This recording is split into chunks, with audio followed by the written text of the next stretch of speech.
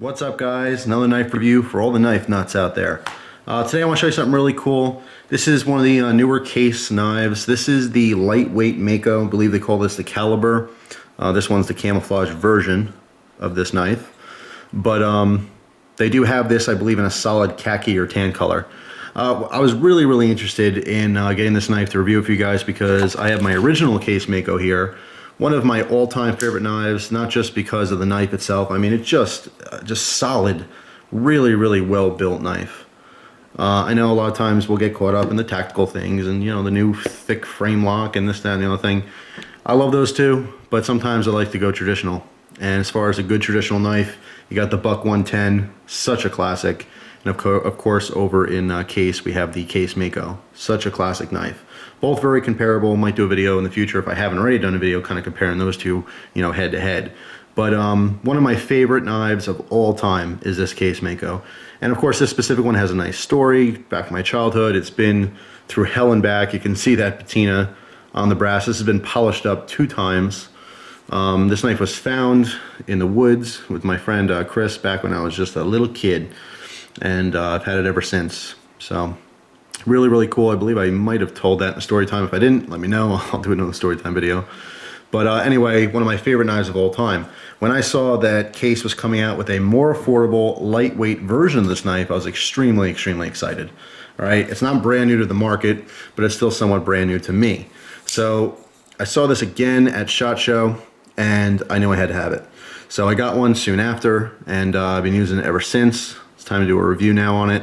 I want to compare these two head to head because this is a Case Mako, and I want to show you the differences. You know, it's half the price. You're looking at 50, 60 bucks or so on original Mako. You can get them, you know, they're still in production, still an awesome knife. You can still find a lot of dealers anyway. And this one's half the price. It's also not even half the weight, 2.4 ounces on this. But it mimics it in a lot of different ways, and I want to show you this option. It's a lightweight, cheaper version, basically. So anyway, before we even get into this, I was looking at the paperwork here, because a lot of times paperwork, you know, they give you basic information on the knife, you know, how to care for it, warranty information, stuff like that. But I do want to read this to you because they do have the history of the Xx Trademark. If you've heard, you know, WR Case & Sons, but also you hear Case XX. Sometimes I'll just shorten it to Case, you know, Case Knives. But the XX is an important part of their history, and I want to read this to you. This is very interesting. I think I mentioned this a couple years ago in a video, but if I haven't, or if you don't know anything about why they say XX, this is a great little story, a great little history. So I'm just going to read to you, you know, directly as how they wrote it. The history of the trademark goes back to the early days of WR Case & Sons Cutlery Co., when the XX was used as a quality check system during the process of heat treating. When blades were put through the initial hardening furnace, an X was marked on the pan holding the blades. When the blades were returned to the oven for tempering, a second X was added. XX then showed that each blade had been properly and fully treated. Today, the Xx Trademark is a mark of distinction and quality which we proudly place on every knife we make. So I thought that was really interesting. It's a cool bit of case history. So if you didn't know that, now you know why it's called Case XX. And it's on every logo. You can see here on the box, little tiny XX there. Shows consistency, and that's what we like in a good knife company, is consistent products. So first off, let me get this out of the way. Cool little box. Case always has really nice presentation. Older boxes are really nice, very classy. More times than not, this one in particular does not have it, but most of their knives come in like a wax cover. It's very kind of old school. I like it a lot. It's really cool. This one being a little bit different, more of a modern take on this knife. But anyway, you got your information on the side there. Okay, you can see the model number and everything if you guys want to get this specific one. And that's the birth date, 2013. It comes with a pouch for belt carry. Pouch is okay, you know, simple nylon. There's not a whole lot to say about it. Got their tag on there. Because this has no pocket clip, obviously, and no lanyard hole or anything, if you don't like a knife free floating in your pocket, you may want to use this on your belt, okay? Keep it kind of out of the way, keep your pockets free.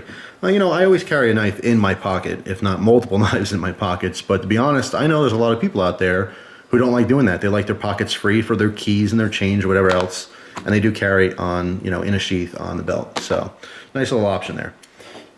All right, quickly, some specs on this. The blade is 3¼ inch stainless steel.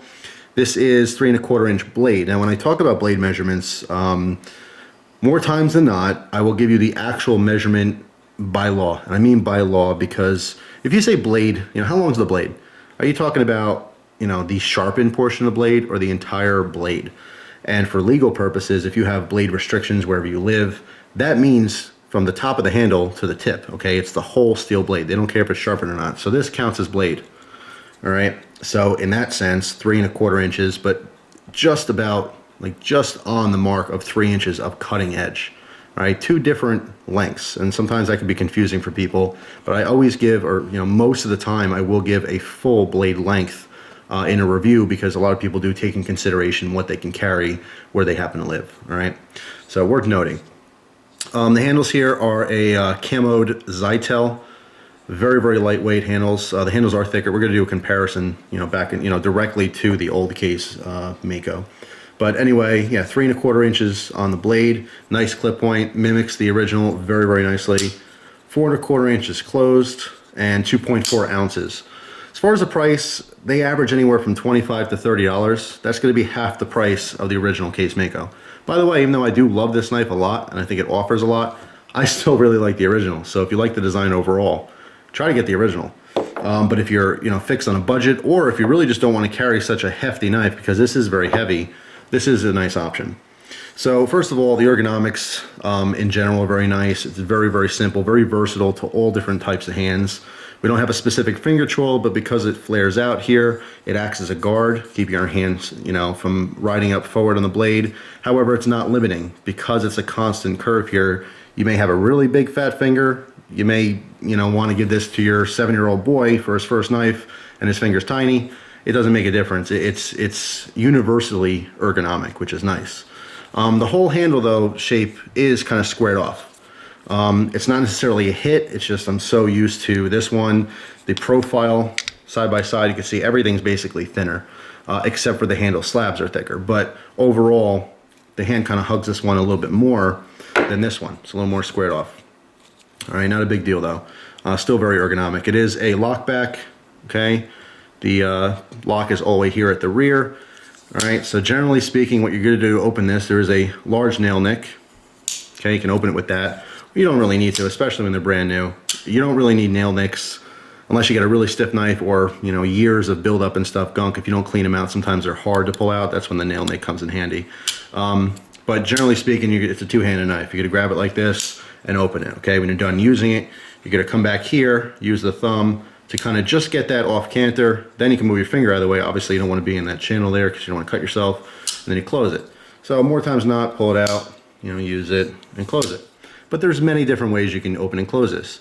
You can grab the blade, just like so, and whip your hand down. If you whip down and stop abruptly, the way of the handle, it will throw it out, okay, and open it one-handed that way.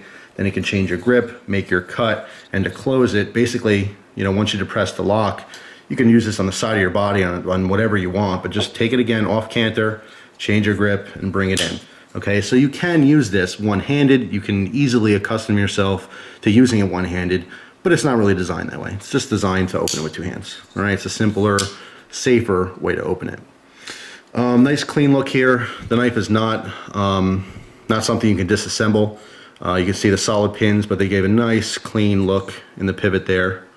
All right, so you can't disassemble this knife. If you have any problems, you just contact Case and I'm sure they'll take care of you. They've always been really good. Any kind of customer service I've ever had with them has been phenomenal. All American made, just amazing. You can see right here on the tang, USA. Of course, the model number and the SS showing it's the stainless blade. Get that to focus. There we go. The biggest thing I want to do is compare these. Again, half the price, half the weight, but how does it compare to the original? There are a couple differences. First of all, looking at them side by side, like I said, they mimic the original very nicely in that the blade shape is the same type of clip point, the same nail nick style, although the new one has a wider nail nick. All right, the grinds are a little bit softer. It could just be from use, but you see very crisp grind lines on this one as well. You can see that hollow ground blade as that the light kind of shimmers across there. Very nice. Of course, perfectly symmetrical. They came very close. Handle design is very, very similar. Obviously, there's bolsters on here and wood inserts. whereas there's no bolsters, but the overall shape is still the same. The size is still the same. The biggest difference for me is the thickness. The original one is a lot thinner in the handle. However, both the blade stock as well as the back spring is thicker on the original. Okay, so the blade's slightly thicker, and the back spring. Okay, see the back spring is also thicker. So on the original one, it's just slightly more comfortable to push down. Okay, when you're pushing down, you know, you're putting a piece of steel against your finger. Okay, and it's a heavy spring in there. Okay, you can probably see it. Well, the old one's pretty dark and dirty. The new one you might be able to see in there. Basically, inside there's a almost like a pin, about, you know, yay long or so, and that puts pressure. It's just spring steel. Okay, so when you push this down, it's pushing on that, which gives you tension, obviously pivoting on this pin here, lifting up the top, which releases your blade. All right, but with the old one, it's a little bit of a thicker piece of steel, so it's distributed more amongst your finger. Whereas, and again, trust me, this is a small detail, but a little less comfortable because this is a thinner piece of steel. It's more concentrated onto the middle part of your finger. So although it doesn't hurt at all, you maybe see a little dent in my thumb, it's just not as comfortable. Because I'm just so hands-on used to this one, it's something I noticed in handling this one. But overall, you know, for 25, 30 bucks, this is a fantastic option. Of course, if you're a hunter, this might be a great option. This is a very popular knife at like Walmarts and outdoor stores. See a lot of just average guys, people who hunt, and they understand they need a good knife, but maybe don't want to invest in, you know, a $200, $300, $400 knife or something. They just want something they can use very quickly and easily. A lot of people entrust in the Case name. It is world renowned. It is one of, if not the most collected brand of knives, period. The only thing that would come close to it would be Victorinox. But, you know, they have an established name, and it's for a reason. It's because they have quality products. So really, really cool. Totally worth the money. But like I said, if you really like the design, it's worth, you know, bumping it up the price a little bit and getting the original. Now, the other big difference I noticed right away, obviously, is the original has the Mako shark. That's where the name comes from, obviously, Mako. There's also a hammerhead, which is slightly different. I believe it's a larger version. But that is engraved in the blade, and we do not have that logo on the new one. But again, cost. That adds to the cost of everything. So, if you can, get both, you know. It's just an awesome knife. It's a legendary knife for me and a huge part of my knife past. So I was extremely excited to see this. But since you guys have no emotional attachment to the Case Mako at all, just as a knife and as a review, I could tell you it's totally worth it. If you like the design, it's worth picking up. Even if you're into really expensive knives, it's a great little knife just to keep in the glove box and, you know, in your car or toolbox or something like that. It also makes a great gift. You know, there's always a holiday around the corner or someone's birthday or, you know, something like that. So it's a very cool, affordable gift. It's something that people would really like. So I'm a huge fan of it. So that's it. I believe they're calling this one the Caliber. Again, it's just a part of their lightweight series. They have a lightweight trapper and I think a peanut, maybe a couple other, you know, slip joint frames. But I was really, really excited to see that they had the Mako, a new version of it. So very cool. Hopefully in the future they'll come out with some different colors. I mean, the camo is awesome. I think the tan / khaki one, that's pretty cool too. I think it'd be very popular if they went across the board with some vibrant colors, you know, bright red, bright orange, bright yellow. You know, those things will sell too. So hopefully they expand this a little bit in the future because I love the design. So thanks for watching, guys. Hope you have a great day, and I will see you soon.